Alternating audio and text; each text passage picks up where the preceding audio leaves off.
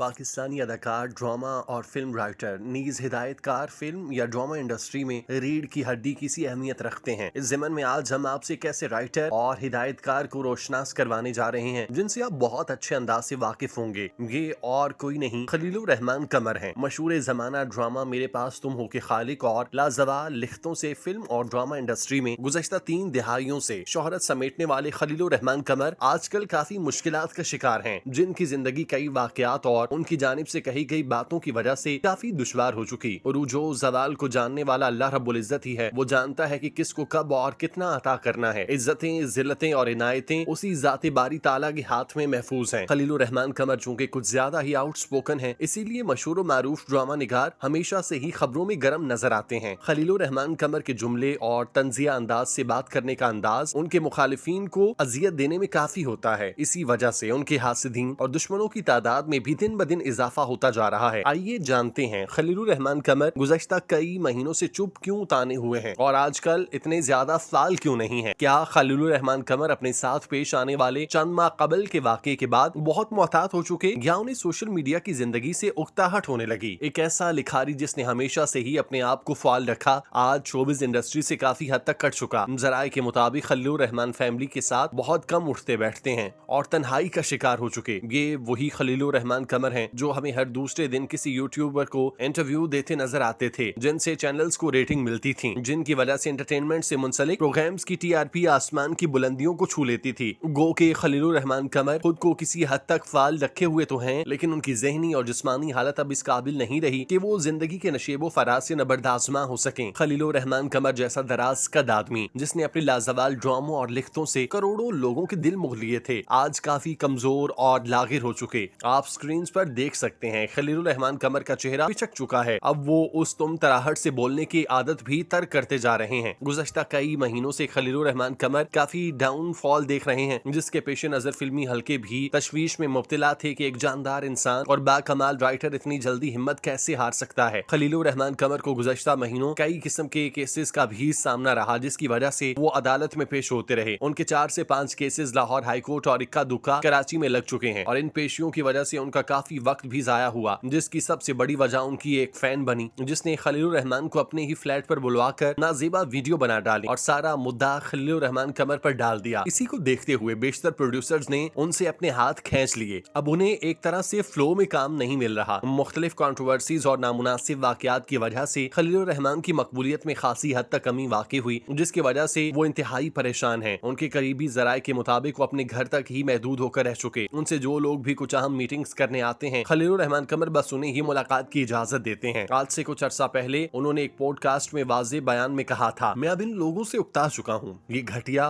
और 2 नंबर चेहरे हैं। मुझे किसी से कोई लालच नहीं, मैं बस लिखना चाहता हूँ और यही मेरा काम है। मेरा काम सीधा खुदा की जानिब से उतरता है जो मेरी रोजी रोटी है। खलीलुर रहमान के माजी पर नजर डालें तो वो 1962 को लाहौर में पैदा हुए। उन्होंने इब्तदाई तालीम गवर्नमेंट हाई स्कूल शादबाग से हासिल की, जबकि वो बीकॉम और MBA भी कर चुके। खलीलुर रहमान कमर का करियर बहुत दिलचस्प रहा। उन्होंने पहले नेशनल बैंक ऑफ पाकिस्तान में जॉब की, लेकिन वहां अपने आप को मिसफिट समझते हुए ड्रामे की तरफ आए। उन्होंने 1985 में अपनी पहली शादी रूबी नाज से की, जिससे उनकी एक बेटी और एक बेटा है। खलीलुर रहमान कमर ने दूसरी शादी अदाकार फैसल कुरैशी की साबिका बीवी से की, जिनका नाम रोजीना है। उन्होंने अपना ड्रामा इंडस्ट्री से मुतालिक करियर 1995 में ड्रामा दस्तक और दीवार से शुरू किया। फिर ये सिलसिला घर कब आओगे, बूटा फ्रॉम टोबा टेक सिंह, लंडा बाजार, प्यारे अफजल, सदके तुम्हारे और मेरे पास तुम हो तक जारी रहा। खलीलुर रहमान कमर की मशहूर मारूफ फिल्मों में काफ कंगना, पंजाब नहीं जाऊंगी, मिर्जा जट, कर्ज और लंदन नहीं जाऊंगी शामिल है। जैसा कि हम आपको बता चुके कि खलीलुर रहमान कमर शुरू से ही बेतहाशा कंट्रोवर्सीज का शिकार रहे, तो उनकी वजह शोहरत, खवातीन और उनके मसाइल पर खुलकर बोलना है, जिसकी वजह से उन्हें काफी तनकीद का सामना रहा। खलीलुर रहमान कमर एक फाल मूवमेंट औरत मार्च के जरिए असर नारे मेरा जिस्म मेरी मर्जी के खिलाफ भी सालों से बात करते आ रहे हैं। उनके मुताबिक औरत मर्द के ताबे और जेर असर रहने या उसका साथ देने के लिए पैदा की गई। खलीलुर रहमान कमर का एक लंबा चौड़ा करियर है, जिसमें उन्होंने हमेशा जिंदगी से भरपूर तजुर्बात की अक्कासी करते हुए अपने किरदारों को हकीकत की नजर से देखा और यही वजह है कि उनके किरदार अवामुन्नास में मकबूलियत हासिल करते हैं। जैसा कि प्यारे अफजल में अफजल का किरदार और मेरे पास तुम हो में दानिश और शहदार के मायनास किरदार यकीनन किसी अच्छे लिखारी के कलम से निकले हुए किरदार ही मालूम होते हैं। अमूमन ऐसा देखा गया कि ड्रामा निगार किसी भी प्रोजेक्ट के पीछे नजर आते दिखाई देते हैं, लेकिन खलीलुर रहमान कमर अपनी दबंग पर्सनैलिटी और खुलकर बोलने की वजह से हमेशा पर्दा स्क्रीन पर जलवागर हुए, लेकिन उन्हें बिगड़ते हालात हालात ने काफी नुकसान पहुंचाया। खलीलुर रहमान कमर माली तौर पर मुस्तहकम तो हैं, लेकिन उनके इन जारहाना मिजाज ने उन्हें काफी लोगों की नजरों में नीचे गिरा दिया। ऐसी बेशुमार वजूहात के रहते हुए खलीलुर रहमान कमर तनकीद की जद में रहे और उन पर भरोसा न करने वाले प्रोड्यूसर्स को भी उनके साथ काम न करने का मौका मिल गया। नीज खलीलुर रहमान कमर की अपनी साख्त पर भी काफी फर्क पड़ा, उनकी जात मुतासिर हुई। हमारी तमाम तर नेक ख्वाहिशात खलीलुर रहमान कमर के साथ हैं, इसमें कोई शक नहीं कि वो एक बाकमाल लिखारी और शानदार ड्रामों के खालिक हैं। अल्लाह रब्बुल इज्जत उन्हें अपनी अमान में रखे और दुश्मनों के शर से महफूज फरमाए।